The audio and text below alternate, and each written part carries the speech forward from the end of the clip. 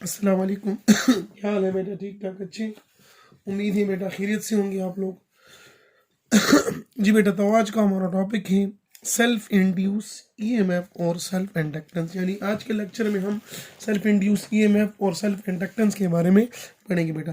तो induce EMF तो हम पढ़ चुके हैं बेटा कि वो ईएमएफ जो कि फ्लक्स के चेंज की वजह से प्रोड्यूस हो, उससे हम कहते हैं इंड्यूस ईएमएफ। और फ्लक्स को हम दो तरीकों से चेंज कर सकते हैं, या तो हम कंडक्टर को रेस्ट पर रखेंगे, मैग्नेटिक फील्ड चेंज करेंगे, और या मैग्नेटिक फील्ड कांस्टेंट होगा और कंडक्टर को मोशन में लाएंगे बेटा।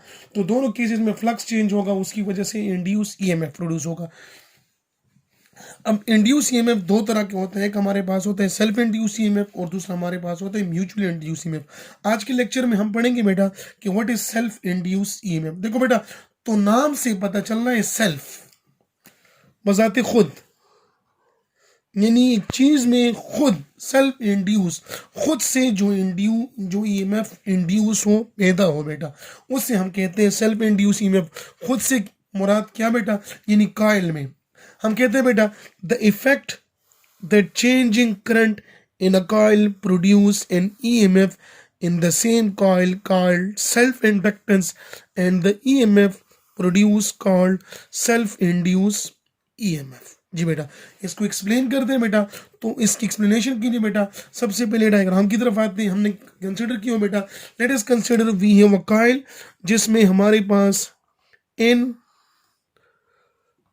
नंबर ऑफ टर्न्स मौजूद है, यानी these are the number of turns. इसको हमने कनेक्ट किया हुआ है बेटा बैटरी के साथ, और ये क्या है बेटा? रेजिस्टेंस। लेकिन ये रेजिस्टेंस होगी क्या, कोई बता सकता है बेटा? जी, तो याद रखो बेटा, this is actually the internal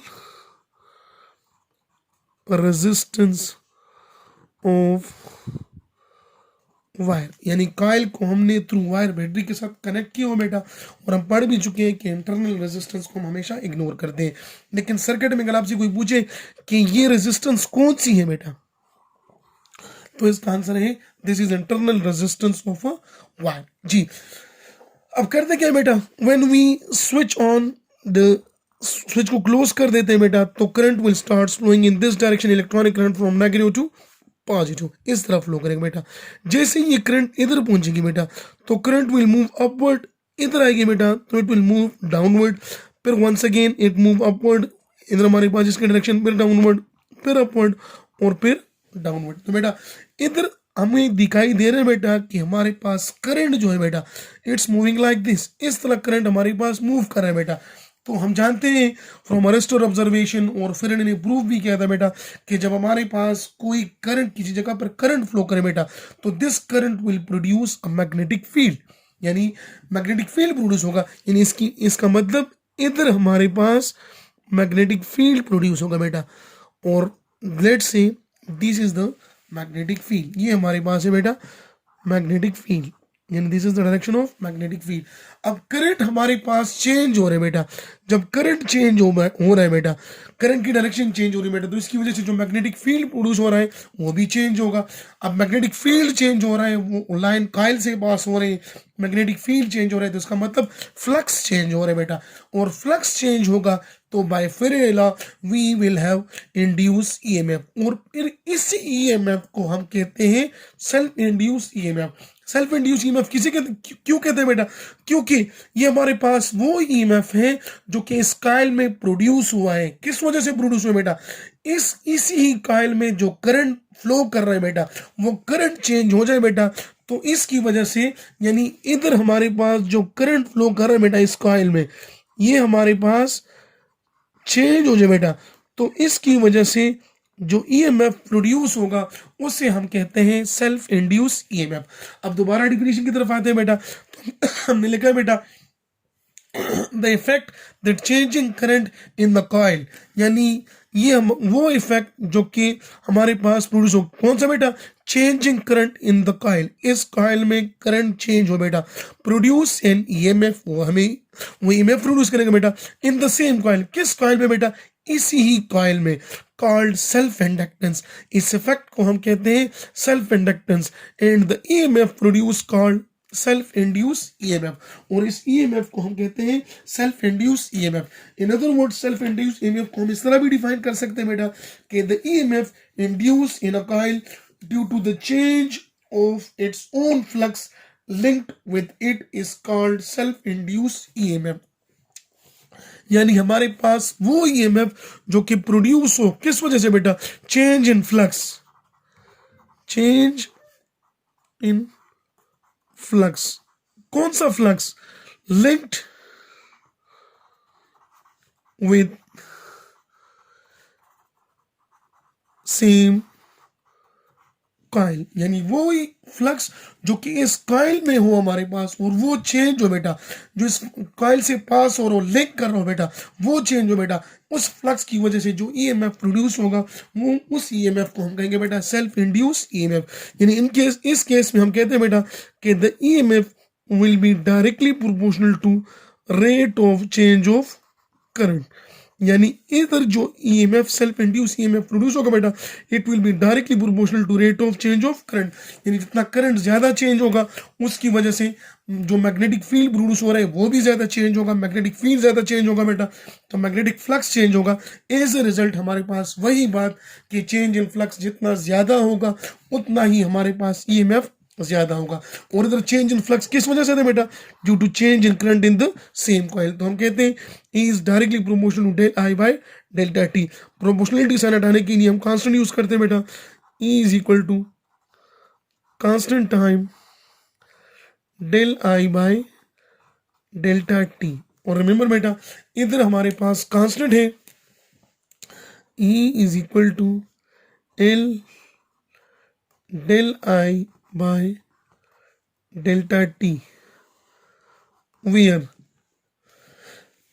L is known as constant of proportionality and this L is called self inductance। और इस L को हम कहते हैं self inductance। अब self inductance किसे कहते हैं बेटा, ये तो बेटा सेल्फ इंड्यूस ईएमएफ के बारे में, इसको हम मजीद आगे डिस्कस करेंगे बेटा।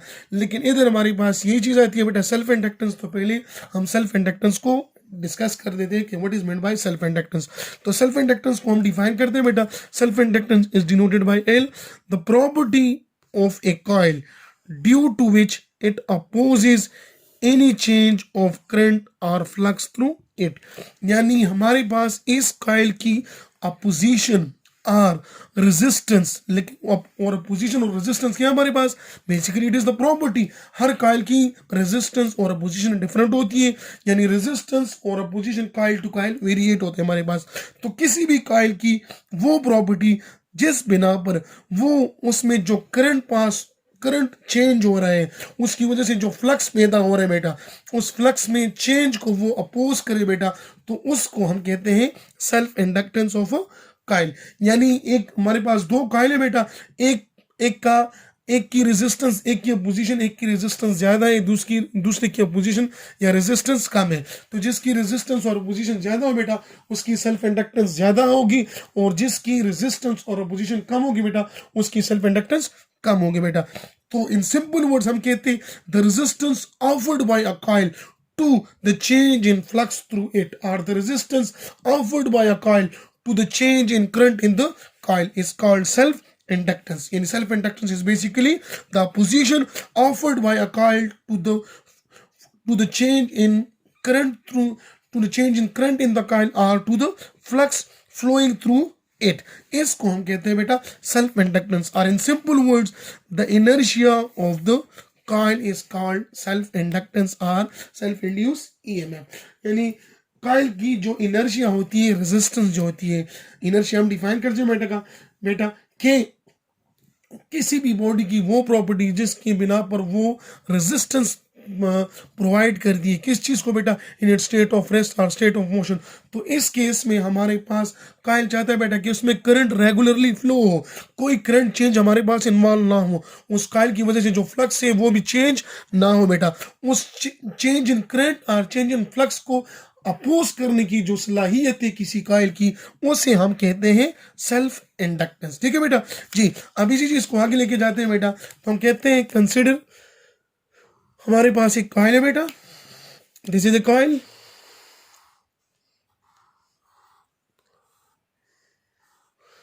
इसमें हमारे पास n number of turns, this is connected to the battery. इसमें जब करंट आई चेंज होगा बेटा तो इसकी वजह से जो मैग्नेटिक फील्ड प्रोड्यूस होगी वो भी चेंज होगी हमारे पास, एज रिजल्ट फ्लक्स चेंज होगा तो ईएमएफ प्रोड्यूस होगा बेटा बाय फेरेडे लॉ। इधर जो इंड्यूस ईएमएफ होगा हमारे पास वो किसके बराबर होगा, E is equal to n del phi by delta t, where n is number of turns, phi is magnetic flux, delta t is rate of change of time। तो इस इक्वेशन को हम इस तरह लिख सकते हो बेटा कि E is equal to del by delta t into n phi। This is equation number 1। जी बेटा इस इक्वेशन पर किसी को कोई इतराज तो नहीं है बेटा कि E is equal to del by delta t into N phi. अब ये डेल बाई डेल्टा टी इस पर हम अप्लाई करेंगे बेटा, तो what is N, N is number of turns which is constant, और कांस्टेंट चीज में कोई चेंज नहीं आ सकता विद रिस्पेक्ट टू टाइम। तो दिस इज इक्वेशन नंबर 1। और इससे पहले हम पढ़ चुके बेटा कि इधर जो ईएमएफ प्रोड्यूस होगा इसके अपने ही फ्लक्स की चेंज की वजह से उसे हम कहते हैं सेल्फ इंड्यूस ईएमएफ, और वो हमारे पास बराबर था बेटा E is equal to L del I by delta t. और बिल्कुल यही तरीका जो इधर हमने लिखा बेटा इधर भी अप्लाई कर सकते हैं कि E is equal to del by delta t into L I. क्यों, इधर एल हमारे पास कांस्टेंट ऑफ प्रोपोर्शनलिटी है और कांस्टेंट में हमारे पास कोई चेंज नहीं है सकता, तो इसको हम इस तरह लिख सकते हैं। This is equation number 2। अब इक्वेशन 1 भी हमारे पास ईएमएफ और इक्वेशन 2 भी हमारे पास ईएमएफ, तो हम लिखते हैं बेटा comparing 1 and 2 we get n phi del by delta t, n phi is equal to del by delta t into l I। दोनों तरफ से क्या होगा बेटा, दोनों तरफ से del by delta t cancel, तो we get n phi is equal to l I, and from this equation L is self inductance, so we write L is equal to n phi divided by I। तो इसका मतलब अगर हमारे पास number of turns in a coil given हो, उसमें जो magnetic flux pass हो रहा है बेटा वो गिवन हो, और the current flowing through the coil given हो, तो we can find the self inductance of a coil. तो ये तो हमारे पास एक फार्मूला है बेटा with the help of which we can find the self inductance. Let's say this is equation number A. एक हमारे पास ये इक्वेशन बेटा कि E is equal to L del I by delta t dividing both side bye del I by delta T, तो आएगा हमारे पास ये दोनों cancel, we get L is equal to E del I by delta T. तो this is another formula to find the self inductance of a coil। यानी अगर हमारे पास EMF apply across a conductor, वो अप्लाई अक्रॉस अ कॉइल, वो हमें क्यों मानो बेटा, उसमें जो उस ईएमएफ की वजह से जो करंट चेंज हो रहा हो कितने टाइम में, वो हमें क्यों मानो बेटा, तो we will use this equation to find the self inductance of a coil. Equation A और इक्वेशन बी दोनों हम यूज कर सकते हैं बेटा for to finding the self inductance of a coil। what is the unit of self inductance, unit की तरफ आते हैं बेटा।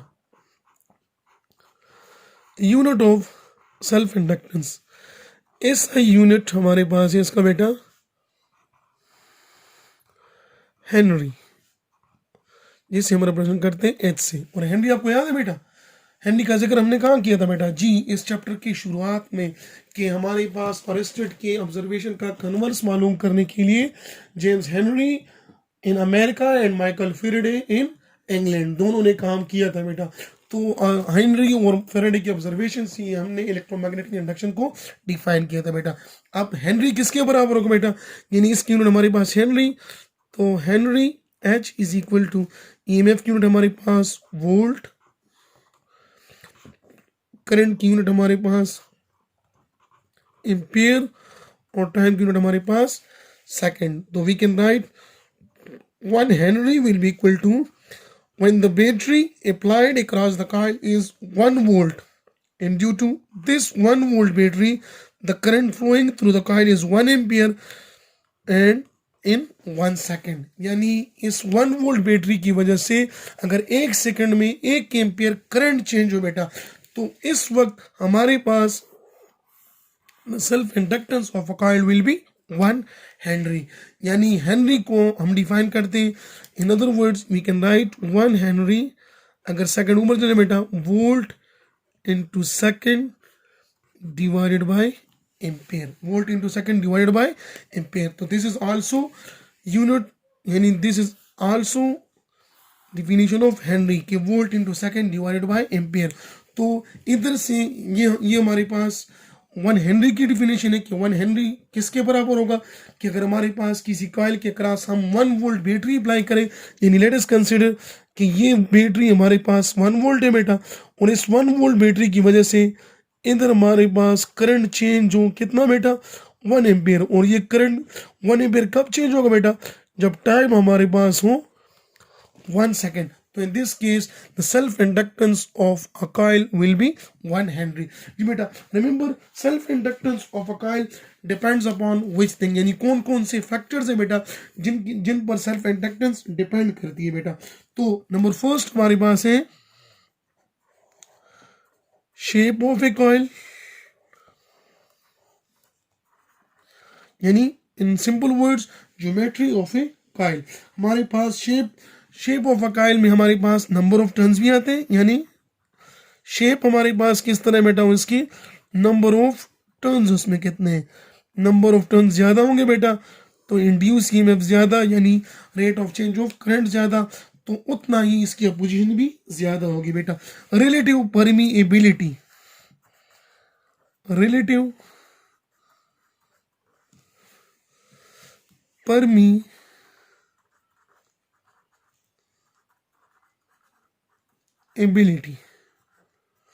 अब परमीएबिलिटी किसे कहते हैं बेटा, the property of a medium due to which it effect the magnitude of magnetic force between two magnets और between two current carrying wire. यानी दो मैग्नेट्स के दरमियान हम कोई मटेरियल मीडियम रखते हैं, कोई मैग्नेटिक मटेरियल पुट करते हैं बेटा, उसकी वजह से उन दो मैग्नेट्स के दरमियान, उन दो करंट कैरिंग वायर के दरमियान जो मैग्नेटिक फील्ड प्रोड्यूस होता है वो इंक्रीज होता है या डिक्रीज होता है, इससे हम कहते हैं परमीएबिलिटी ऑफ मीडियम। और हम पढ़ चुके हैं बेटा कि परमीएबिलिटी यानी दो मैग्नेट्स, दो करंट कैरिंग वायर के दरमियान कोई मैग्नेटिक मटेरियल हम रख दें बेटा, तो उसकी वजह से, यानी मटेरियल मीडियम रखते बेटा, तो उसकी वजह से इसकी मैग्नेटाइजेशन हमारे पास ज्यादा होगी, यानी मैग्नेटिक फोर्स इंक्रीज हो जाएगी बेटा। तो ये हमारे पास सेकंड टर्म। और थर्ड हमारे पास the rate of change of flux, यानी rate of change of flux. तो ये तीन चीजें वो है बेटा जिन पर हमारे पास सेल्फ इंडक्टेंस जो है वो डिपेंड करता है। तो the factors affecting the self inductance of a coil are shape of a coil, number of turns जिसे हम रिप्रेजेंट करते हैं बेटा एन से, रिलेटिव परमीएबिलिटी जिसे हम म्यू आर, और rate of change of flux यानी del phi by delta T. तो this is all about the self inductance of a coil. तो आज के लेक्चर में हमने जो चीज़ पढ़ी है बेटा, यानी आउटकम ऑफ हमारा टुडेज लेक्चर क्या है बेटा कि what is self induce EMF, how it produce and how self induce EMF, the magnitude of self induce EMF will be increase. और फिर सेल्फ इंड्यूस ईएमएफ के साथ साथ हमने ये चीज भी पढ़ी बेटा कि what is meant by the self inductance of a coil. Self inductance किसे कहते हैं बेटा, यानी किसी कॉइल की वो अपोजिशन जिसकी बिना पर वो उस कॉइल में फ्लक्स या जो करंट चेंज हो रहा है बेटा उसको अपोज करें या अपोज करने की कोशिश करें बेटा, उसे हम कहते हैं सेल्फ इंडक्टेंस। सेल्फ इंडक्टेंस की हमने यूनिट पढ़े बेटा कि the unit of self inductance is henry, और what is meant by 1 henry को हम डिफाइन किस तरह करेंगे कि हमारे पास एक बैटरी हो जिसकी वोल्टेज हो 1 वोल्ट, उसकी वजह से कॉइल में करंट चेंज हो 1 एम्पियर कितने टाइम में 1 सेकेंड। तो in this case the self inductance of a coil will be 1 henry. और लास्ट में हमने पढ़ा बेटा shape the factors affecting self inductance, यानी वो कौन कौन से अवामिल हैं बेटा जिनकी वजह से self inductance of a coil change हो सकती है। तो shape of a coil, nature shape of coil, number of turns, relative permeability और rate of change of flux. तो ये 3 चीजें बेटा फॉर एमसीक्यू पर्पस इंपॉर्टेंट है, अपने साथ नोट कर लो बेटा। जी आज के लेक्चर में आपका कोई क्वेश्चन हो बेटा तो आप मुझसे पूछ सकते हैं। उम्मीद है आपको समझ आ गई होंगे बेटा। तब तक के लिए मुझे अपनी दुआ में याद रखें बेटा। मिलेंगे इंशाल्लाह नेक्स्ट लेक्चर में जो कि हमारा होगा about mutual induced EMF and mutual inductance. जी तो अल्लाह हाफिज।